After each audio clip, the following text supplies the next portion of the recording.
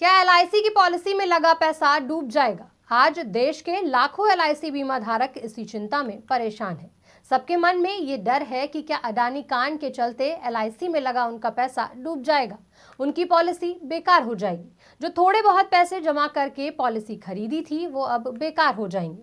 अगर आपके मन में भी ये तमाम सवाल उठ रहे हैं तो आप भी जान लीजिए इसका जवाब। नमस्कार, आप देख रहे हैं आज की खबर। मैं हूं आपके साथ रागिनी सिंह। क्या एलआईसी की पॉलिसी में लगा आपका पैसा डूब जाएगा? तो इसका जवाब है बिल्कुल नहीं। आइए अब इसे विस्तार से समझते हैं। 24 जनवरी को अमेरिकी शॉर्ट सेलिंग कंपनी हिंडनबर्ग ने एक रिपोर्ट जारी की, जिसमें अडानी समूह की कंपनी पर गंभीर आरोप लगाए गए। कहा गया कि अडानी ग्रुप ने अपने खाते में हेराफेरी की है, शेयरों के दाम ओवर प्राइस कर रखे हैं। अडानी समूह की ओर से भी पलटवार किया गया। दोनों ओर से आरोप प्रत्यारोप का दौर चलता रहा, लेकिन हिंडनबर्ग की रिपोर्ट आने के बाद अडानी समूह के शेयर्स धराशायी हो गए। 10 दिनों में अडानी ने 9 लाख करोड़ रुपए से अधिक गंवा दिए हैं, जिसके बाद कंपनी में निवेश करने वाली कंपनियों की भी मुश्किलें शुरू हो गई हैं।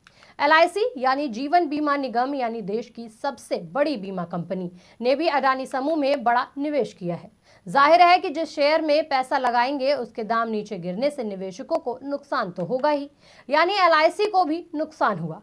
एलआईसी ने अडानी के बॉन्ड और इक्विटी में 36,474.78 करोड़ रुपए निवेश किए हैं। हिंडनबर्ग की रिपोर्ट आने से पहले इस निवेश की वैल्यू 77,000 करोड़ थी। अडानी के शेयरों में आ रही गिरावट का असर एलआईसी की कमाई पर जरूर हुआ, लेकिन यह नुकसान इतना बड़ा भी नहीं कि एलआईसी डूब जाए। अगर शेयरों के दाम में उतार चढ़ाव से कंपनियां डूबने लगे तो रोज यहां हजारों कंपनियां डूबने लगेंगी। एलआईसी ने भी ये स्पष्ट कर दिया कि अडानी मामले में उन्हें फिलहाल घबराने की जरूरत नहीं है। एलआईसी के पास कुल 41,606 लाख करोड़ से अधिक की संपत्ति है, यानी अडानी समूह में निवेश उनका निवेश लगभग 1% से भी कम है। इसे थोड़ा साधारण भाषा में समझे तो किसी को घाटा या मुनाफा तब तक नहीं होता जब तक वो शेयर को बेचता नहीं है। एलआईसी ने अडानी के शेयर्स में पैसा लगाया है। आज अडानी के शेयर के दाम गिर रहे हैं तो एलआईसी को नुकसान हो रहा है। कल बढ़ेंगे तो मुनाफा भी होगा। इस तरह के नफा नुकसान को नोशनल मुनाफा या नुकसान कहते हैं, क्योंकि यह असली घाटा या लाभ नहीं होता।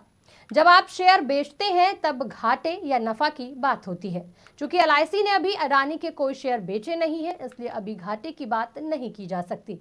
एलआईसी ने अडानी ग्रुप के अलावा भी कई अन्य कंपनियों में निवेश किया है। एलआईसी ने बाजार की 36 कंपनियों में 10 लाख करोड़ के अधिक का निवेश किया है। एलआईसी एक सुरक्षित सिक्योरिटीज के तहत आती है। उनके पास रेटेड बॉन्ड्स और इक्विटी होते हैं। वो एक सुरक्षित नीति के तहत निवेश भी करते हैं। उनके द्वारा निवेश की गई कंपनी के शेयरों में उतार चढ़ाव का असर उनके बुक्स में दिखाता है। इसका असर बीमा धारकों पर होता नहीं दिख रहा है। एलआईसी ने भी पब्लिक नोट जारी कर बीमा धारकों निवेशकों को अडानी समूह में अपने निवेश के स्तर को स्पष्ट कर दिया है। ये भी बता दिया है कि आज की तारीख में उस निवेश की क्या वैल्यू है। इस वक्त अडानी के शेयरों में उतार चढ़ाव के कारण उसके कमाई पर असर पड़ रहा है। यानी अगर आपके पास एलआईसी की पॉलिसी है तो आपको इतना परेशान होने की जरूरत नहीं है।